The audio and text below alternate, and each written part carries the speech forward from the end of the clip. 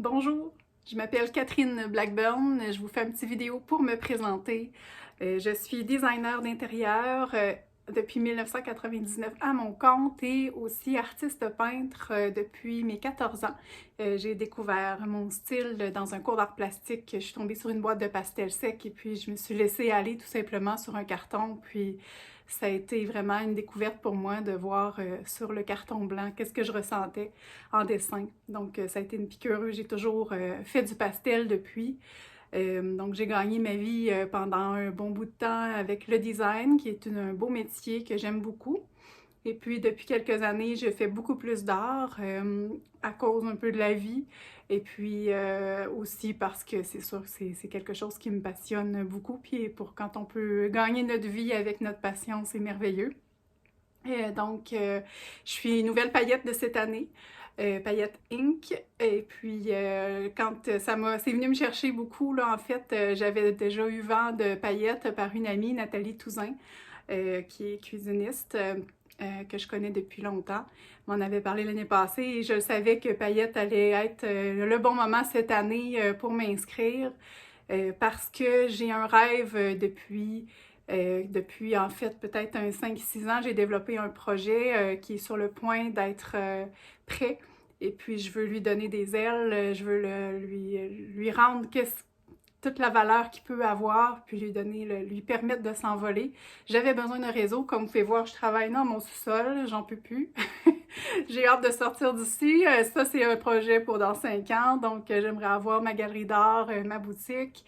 Et puis dans 10 ans, j'ai plein d'autres projets que je trame dans ma tête depuis très longtemps aussi, pour avoir vraiment un endroit. Je suis amoureuse de l'art en fait, puis j'aime tout ce qui peut être créatif. Donc le design, l'art, et puis j'ai des projets à long terme aussi pour ça qui sont très très clairs dans ma tête aussi. Je pense que Payotte m'a donné un peu le goût de reprendre là, ouais. En fait, je pensais que j'étais un peu folle de penser à des rêves comme ça. Et puis, j'ai dessiné, je les ai vraiment en tête, ils sont très clairs, très précis, mais j'osais pas en parler parce que c'est un peu fou, c'est gros, c'est grandiose. Et puis, là, c'est ça, en écoutant la semaine passée Mélissa de me donner parler de tout ça. Et puis, là, j'ai dit, bon, finalement, j'ai peut-être l'âme d'une entrepreneur qui est un peu trop enfouie depuis longtemps. Là, c'est le temps de le déterrer, je suis prête. Donc, c'est ça. Fait qu'en fait, mon premier jet cette année, pourquoi j'avais envie je suis vraiment prête à faire partie des paillettes. Mon projet est presque à terme. Vous pouvez voir voir quelques pastels en arrière de moi. Donc, c'est un projet émotif que j'ai parce que la vie est ce qu'elle est, hein. On a souvent des épreuves et puis j'en ai vécu quelques-unes. Donc, en 2013, mon conjoint, le père de mes enfants, est décédé dans un accident au fleuve. Donc, ça a été un drame. Ça a été très, très difficile. Donc, on était très amoureux. C'était l'homme de ma vie. Puis, c'est ça, d'un coup, il disparaît. Donc, vivre le deuil, ça a été quelque chose. J'ai 2 enfants, Audrey et Justin, qui à l'époque avaient 7 ans et 10 ans. Donc, c'est ça, ils ont vécu leur deuil à leur façon, je les ai accompagnés là-dedans. Et puis, c'est sûr que la force du groupe aussi, là, tout de suite, j'ai été très, très proche de ma famille, de ma belle famille. Ils ont toujours été présents pour nous. Donc, ça a été un plus, un gros plus, là, ils m'ont toujours soutenu. Donc, ça l'a aidé. Et puis ensuite de ça, 2 ans plus tard, mon fils Justin, à l'âge de 9 ans, est tombé gravement malade. Il a eu la leucémie, une LLA. Donc, une lymphoblastique aiguë, c'est la leucémie la plus commune, entre guillemets, là. Normalement, elle se guérit très bien aujourd'hui, mais les traitements restent quand même très difficiles. Puis Justin, il y avait une anomalie dedans. En tout cas, ça a été plus compliqué. C'est toujours du cas par cas quand même, là. Donc, après 2 ans de gros traitements intenses, il s'en est tiré, il était bien, il était en rémission. Donc, on a eu 2 ans ensuite de ça de paix jusqu'en 2018. C'est ça, 2018 jusqu'à 2020, jusqu'à la fameuse COVID qui est arrivée en même temps que tout le monde. Et puis, un mois plus tard, Justin retombait malade, une rechute de sa leucémie. Et puis en même temps, j'ai vécu une séparation. J'avais quelqu'un dans ma vie depuis 1 an et demi, puis qui avait emménagé trop vite chez nous. Bref, une séparation qui s'est mal terminée. Ou en tout cas, là, ça va, là, mais ça a été difficile. Ma mère est tombée malade. Après ça, le premier traitement à Justin qui ne fonctionne pas. Après ça, un deuxième traitement expérimental avec des cellules modifiées à Sainte-Justine pendant l'été, ça ne fonctionne pas. La greffe de Justin, ça, c'est en fait la dernière option, c'était la greffe qui a eu lieu en janvier 2021. Donc, ça a bien été. Ben, c'est une greffe, là, c'est pas facile, mais au moins ça a bien fonctionné. Aujourd'hui, Justin est avec moi encore, là, ça fait 2 ans. Donc, il est en rémission. Sa grande sœur a aujourd'hui 19 ans, bientôt 20. Elle étudie au Conservatoire d'art dramatique de Québec en scénographie. Elle est toute épanouie, c'est merveilleux. Puis mon fils aussi, c'est vraiment... ça va super bien. Fait que ça a été des grosses épreuves qui fait que, en fait, j'ai commencé, quand mon conjoint est décédé, à créer un projet émotif. Donc, je l'appelle mon projet émotif. Donc, c'est vraiment sur le deuil. Je faisais vraiment des créations pour m'exprimer. J'avais des inspirations, je les laissais aller. J'écrivais des poèmes. Vous avez une de mes premières ici, en arrière. Donc, qui est une de mes premières. Ça vous donne un peu une idée là, de ce que je fais. C'est un peu comme mes cheveux. Je me fais tout le temps dire ça. C'est tout en vague comme mes cheveux.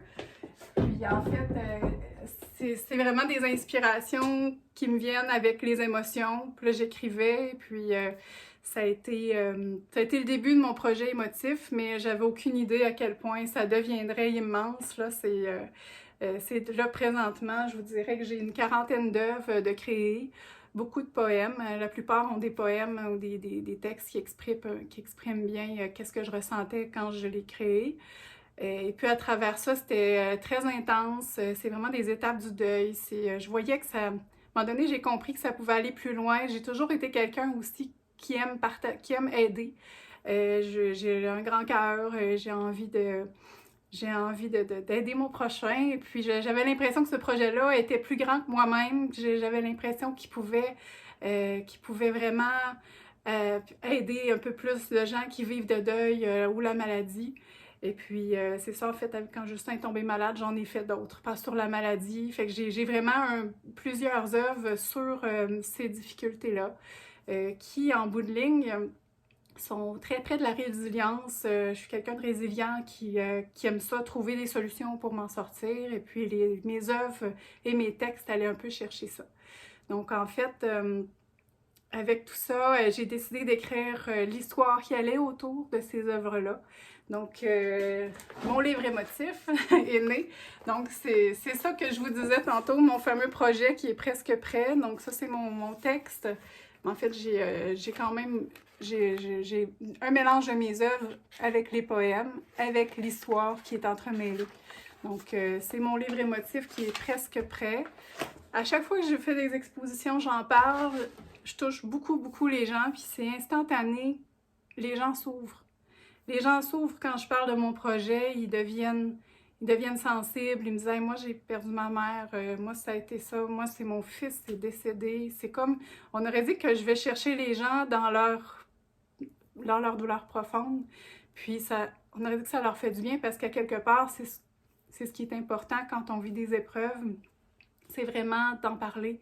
De réussir à aller chercher le petit quelque chose qui nous fait mal, puis de dire c'est ça qui me fait du bien, c'est ça va faire du bien de le faire sortir en fait.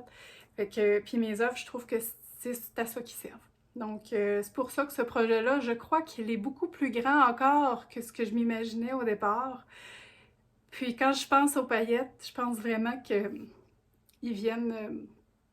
je pense que ce qui me manque ici, là, c'est vraiment la force du groupe, de l'univers paillettes qui va m'aider à transformer ce projet-là, lui donner des ailes pour qu'il puisse aller aider partout où il va pouvoir. C'est mon but, pourquoi je suis dans paillettes. Puis si jamais vous pensez ça vous donne des idées, en fait, j'ai pas tout parlé de mon projet, j'ai parlé du livre, mais j'ai aussi une exposition que je veux organiser avec ce projet-là. Puis je vois ça comme quelque chose de beaucoup plus qu'une juste une exposition d'art. Je vois ça vraiment comme un événement avec un musicien, avec vraiment de l'éclairage, vraiment quelque chose pour que les gens, quand ils rentrent dans l'exposition, ils rentrent vraiment dans un univers où ils sont bien, sont dans une ambiance où ils sont capables de s'intérioriser, puis ou de parler, ou vraiment de faire le tour de l'exposition, puis que ça fasse du bien. Donc, j'ai envie de partager de la résilience. C'est ce qu'on m'a dit lors d'un symposium l'année passée. Ils m'ont dit, en parlant du projet, il y a une dame qui m'a dit ça. Elle m'a dit, vous êtes une, une, une messagère de résilience. Ça m'a vraiment touchée. Je pense que c'est ce que j'ai envie de faire avec ce projet-là. Donc, si vous pensez que c'est un projet, j'aimerais savoir votre avis. Puis, si jamais vous pensez, vous pouvez m'aider dans mon projet, à lui donner des ailes. Moi, je suis prête à l'amener là où il veut aller, mon projet. Fait que s'il y a des gens en France, s'il y a des gens ici au Québec, j'ai envie de le promener partout. C'est une exposition que j'imagine qui peut voyager. Donc, voilà. Fait que c'était ma présentation. Merci de m'avoir écouté. C'est quand même 11 minutes. Fait que ceux qui m'auront écouté au complet, ben, je vous envoie un gros câlin et un gros bec. Ça fait plaisir. J'ai hâte de vous rencontrer en vrai et en personne. Merci. Bonjour.